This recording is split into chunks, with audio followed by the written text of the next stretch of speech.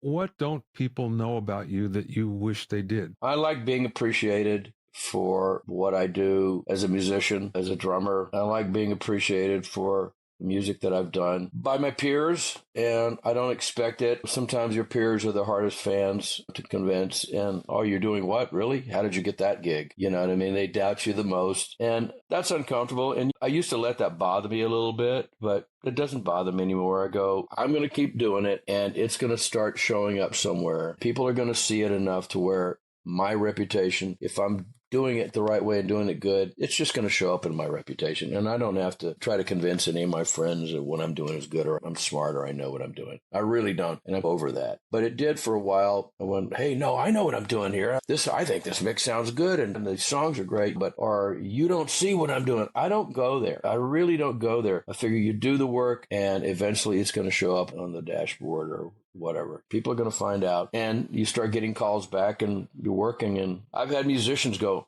hey man, what made you get into this producing thing? And I go, I just realized that I'd been counting things off for all of these years in my career. Somebody else is producing it and getting credit for it, rightfully so. Why can't I do that? And I started really from nothing like that and went to some really famous engineer friends of mine and said, hey man, I'm thinking about producing. And they just laughed at me at first. No, I want to become a producer. Hey, I want to become a producer. You don't just become a producer. You have to start producing. And when I realized it, wait a minute, I actually have to do this. I can't talk about it. And until I've done it enough, people are not going to pay attention to me. And then you start to do it. Things happen. Maybe you get an award or a nomination for an award and someone goes, sees your name in a magazine. Somebody else comes back to you and there's an attraction to you from certain people and they call you and you get more work again. And that's how it happens. And I just want to keep that cycle going as long as I can. I think I gave up a little while ago about it. We're becoming extremely wealthy doing this.